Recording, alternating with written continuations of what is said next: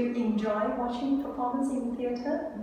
Okay, so in the theater, we have actor.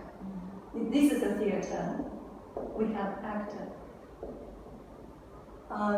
In the classroom, what do we have? Teacher and the students. Okay, so actor using voice, body language, or certain props, and to express the idea, to tell a story. And in the classroom, our teachers, it's quite similar, and our teachers also need to use voice, body language to express your idea, to explain concept and teach knowledge. Okay, and in the theater, the audience in the classroom is equivalent to who in the classroom? Students. Okay, so today I'm going to talk about how to apply basic drama techniques in our classroom. Because in the theater, we all enjoy watching theater. If, as a teacher, we can equip ourselves with certain skills like an actor and create a kind of feeling experience like they have in the theater, that will be a wonderful classroom. Okay, because there are many techniques in theater, but today I only talk about 4 basic techniques. The first one is, first one maybe we talk about what will you learn today. First is we learn 4 basic drama techniques you can implement into your teaching. Second one is how to apply them into our classroom when you teach Chinese. Okay, the 4 basic drama techniques, the first one is the vocal dynamics. Probably, anybody has any idea what is the vocal dynamics? Pitch, yes, very good. Pitch and tone quite similar, yes. What else? Flow. You mean, sir, Whether they are fluent or not. fluent pronunciation? Okay, as pronunciation. And learn to stop. Oh, rhythm maybe. Yeah. Rhythm. So actually, when we to use voice also talk about range. Your voice range, how you project your voice. In the theater, they have very high requirement for the actor actress because you have to speak every word very clearly. And this is in the classroom, it's similar. Okay, later I will talk about more about how we can use vocal dynamics in the classroom to enhance the teaching interest. Second one is body language and mannerisms. And do you know how many percentage actually when body language, actually we understand when it comes to communication, the words only take how many percentage the words only take, and how many percentage body language takes? I guess 30%? Half. Yes, language. Okay, actually that is based on theory. It depends on situation. Actually, your body language speaks more than the words itself. So actually, it take about 55% is body language. How you deal with when it comes to communication. And also in the theater, we notice a lot of them using very different props based on the storyline. It will be great if we can borrow some simple props. We're using some simple props in the classroom that will make your language class more interesting. And the last one is improvisational skills. This is the most difficult part, and I will explain to you guys later. And this is the 4 basic drama techniques we can apply into our teaching. Now we're going to talk about how we can apply these 4 techniques into our classroom when we teach Chinese. Okay, for example, I give you one, this is the one text we teach for our primary 1 student.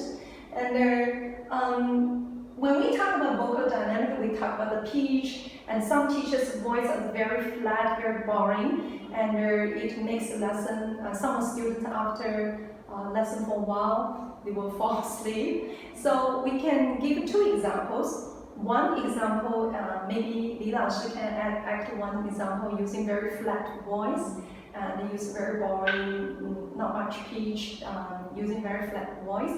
And you can imagine yourself as an actress on the stage. You're going to read this text to your audience. Okay, then we see how we never see how it sounds different. Okay, okay.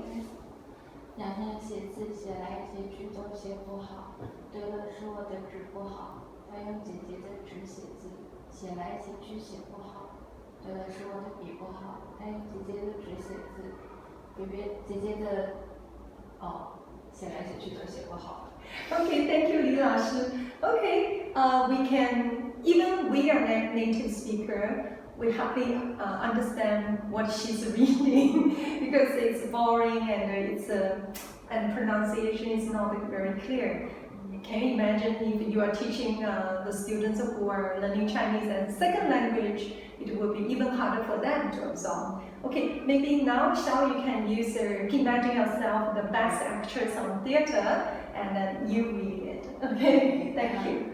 洋洋写字，写来写去都写不好。对了，是我的纸不好，他用姐姐的纸写字，写来写去写不好。对了，是我的笔不好，他用姐姐的纸、姐姐的笔写字，写来写去写不好。Okay, wonderful. We can see the differences. I think which one you think the students will prefer? There's the second one. Second one, yes. She has energy, and then you actually you understand the character, and use a different kind of tone and voice, and it's like storytelling. And I think students definitely, if you teacher can apply certain little bit skills, and also your range, you can see your voice. You're projecting your voice very loudly, and the first one is so flat, can't really hear. Okay, that's some techniques that we can apply to teaching. Okay, second one, we talk about the body language and the mannerisms.